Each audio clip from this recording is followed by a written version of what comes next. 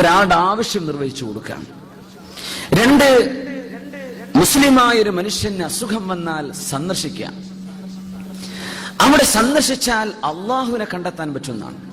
അള്ളാഹു അവിടെ ഉണ്ടെന്നാ. അപ്പൊ അവിടെ വന്ന് ദുആ ചെയ്താൽ അള്ളാഹുവിനെ നേരിട്ട് അടുത്ത് ഇരുന്ന് ദുആ ചെയ്യുന്ന കൂലി കിട്ടും. ഒരു രോഗിന്റെ അടുത്തുനിന്ന് പോയി ദുആ ചെയ്താൽ വേറൊന്നിനെ പോലെയല്ല. രോഗി സന്ദർശിക്കുന്നത് വളരെ വലിയ കൂലിയാണ്. അല്ലാഹു തആല ചോദിക്കുമല്ലോ, മരിൽതു ഫലം തസുർനി.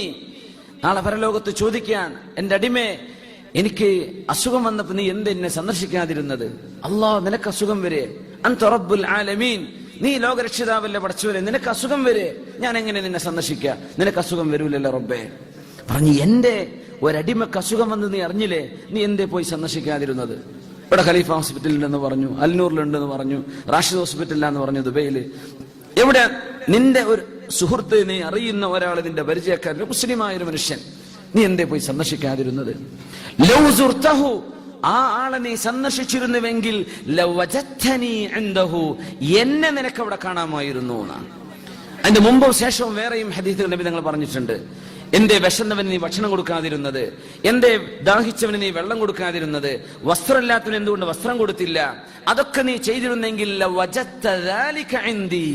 അതിന്റെ കൂലി നിനക്ക് ഇവിടെ കിട്ടുമായിരുന്നു എന്നാ അതിനൊക്കെ പറഞ്ഞത്. രോഗിയെ പറ്റി പറഞ്ഞപ്പോ മാത്രം അല്ലാഹു എന്ത് പറഞ്ഞു? എന്നെ നിനക്ക് അവിടെ കാണാമായിരുന്നല്ലോ, നീ എന്തുകൊണ്ട് എന്നെ സന്ദർശിച്ചില്ല? അത് ഭയങ്കര സംഭവമാണ്. അങ്ങനെ ഒരു കൂലി കിട്ടണമെങ്കിൽ കുറച്ചാൾക്കാർക്ക് രോഗം വേണം.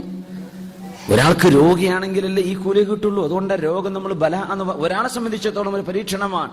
ബാക്കിയുള്ളവർക്കൊക്കെ അതിനെ ചുറ്റിപ്പറ്റി ഒരുപാട് നന്മ കിട്ടാനുള്ള അവസരമാണ്. ഒരു കുട്ടി മരിച്ചു എന്ന് ഒരു കുട്ടിയുടെ വാപ്പ മരിച്ചു എന്ന് വിചാരിക്കുക. ചെറിയ കുട്ടിയാണ്, 15 വയസ്സ് താഴെ പ്രായം ഉണ്ടായിരിക്കെ വാപ്പ മരിക്കുമ്പോഴേ നമ്മൾ എന്ത് പറയാ? യതീം എന്ന് പറയാം. അങ്ങനെ ഒരു കുട്ടിയുടെ വാപ്പ മരിച്ചാൽ ആ പെണ്ണിനെ പഠിച്ചോൻ, എന്റെ കുട്ടിയുടെ വാപ്പ മരിച്ചുപോയല്ലോ, എന്റെ ഭർത്താവ് മരിച്ചുപോയല്ലോ, ആ ഭർത്താവിന്റെ ഉമ്മ, അദ്ദേഹത്തിന്റെ ഭാര്യ, അവരുടെ മക്കള്, ഇവർക്കൊക്കെ ഇത് ഭയങ്കര ട്രാജഡിയാണ്. അത് പരീക്ഷണമാണ്. പക്ഷേ ഒരു കുട്ടി യതീമായി കഴിഞ്ഞാൽ ആ കുട്ടിക്ക് 100,000 വാപ്പമാരെ കിട്ടും.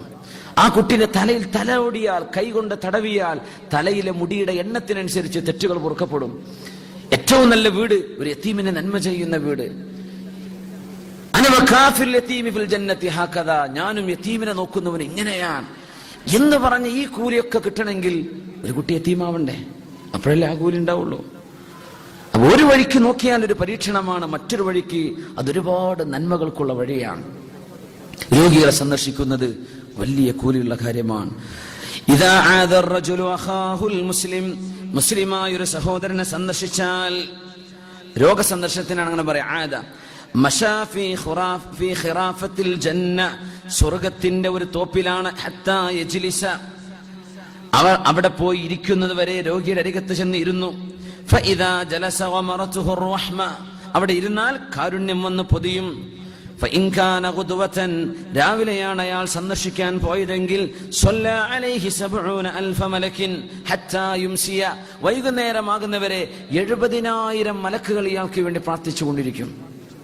ഇനി വൈകുന്നേരമാണ്, വൈകുന്നേരം ജോലിയൊക്കെ കഴിഞ്ഞൊരു 5-6 മണിക്ക് സന്ദർശിക്കാൻ പോയത്, വൈരവിന്റെ ശേഷം പോയത്, അങ്ങനെയെങ്കിൽ നേരം പുലരുന്നവരെ 70,000 മലക്കുകൾ ഈ സന്ദർശിച്ച ആൾക്ക് വേണ്ടി പ്രാർത്ഥിച്ചുകൊണ്ടിരിക്കുന്നതാണ്. അപ്പൊ അത് കാലുകൊണ്ട് ചെയ്യാൻ പറ്റുന്ന സംഗതിയാണ്. രോഗിയുടെ വാർഡ് നമ്പർ എത്ര, റൂം നമ്പർ എത്ര, നാട്ടിലൊക്കെ എത്ര കൂലിയാ കിട്ടുന്ന. നമ്മൾ മാമൂലിന് വേണ്ടിയിട്ടാണ് പോണത്. പോകാതിരുന്ന കുടുംബം തെറ്റുമല്ലോ, എന്നാ പോവാ, അതിന് കൂലി കിട്ടൂല. നമ്മൾ മാമൂലിനല്ല പോകുന്നത്. എന്തിനാ? കൂലി കിട്ടാനാണ്.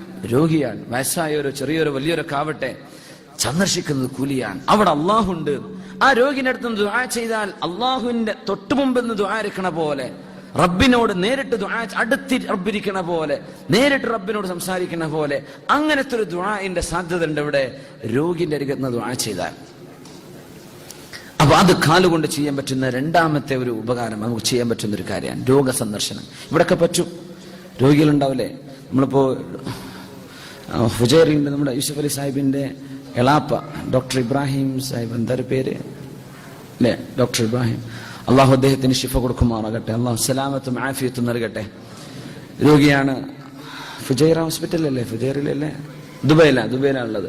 അള്ളാഹു താല സലാമത്ത് കൊടുക്കട്ടെ, അള്ളാഹു സലാമത്ത് നൽകുമാറാകട്ടെ.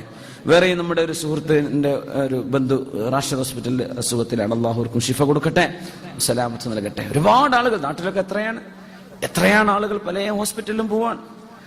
ആ രോഗിയെ കൊണ്ട് നടക്കുന്ന ആൾക്ക് എന്തൊരു കൂലിയാണ്. ഡോക്ടറെ എത്തിക്കണം, അപ്പോയിന്റ്മെന്റ് എടുക്കണം, താഴെ പോകണം, ബില്ലടക്കണം, മേലെ വരണം, മരുന്ന് വാങ്ങിക്കണം, ഇങ്ങനെ ഓട്ടവും ചാട്ടവുമായിട്ട് എന്തൊരു പണിയാണ്. ഒരു രോഗിയുമായി ബന്ധപ്പെട്ട് നാട്ടിലൊക്കെ ചെയ്യുന്ന സേവനങ്ങളെ നമ്മൾ ഇവിടുന്ന് പൈസ അയച്ചു കൊടുക്കണല്ലോ, ഒന്നും അറിയാതെ ഉണ്ടായിരിക്കുക. നമ്മള് അവിടെ നടക്കുന്ന അധ്വാനം ഭയങ്കരമാണ്. നമ്മൾ പൈസ അയച്ചെടുത്ത് അൽഹംദുലില്ലാ എന്റെ പണി കഴിഞ്ഞു, ഞാൻ അവിടെ ഉണ്ടെങ്കിൽ കുടുങ്ങിപ്പോയേനെന്നാ പറയണത്. അവർ ചെയ്യുന്ന സേവനം ഭയങ്കരമാണ്. ആരും ആയിക്കോട്ടെ, നമ്മുടെ ബന്ധുക്കളോ അകന്ന ബന്ധുക്കളോ സുഹൃത്തുക്കളോ ഒക്കെ ആയിട്ട് ഒരു രോഗിയെ എത്തിക്കണമെങ്കിലും നാട്ടിലൊക്കെ അവസ്ഥ എന്താ നാട്ടിലെ റോഡും നാട്ടിലെ ഹോസ്പിറ്റലുകളും എന്തൊക്കെയാണ്, വല്ലാത്തൊരു അഴാബല്ലേ.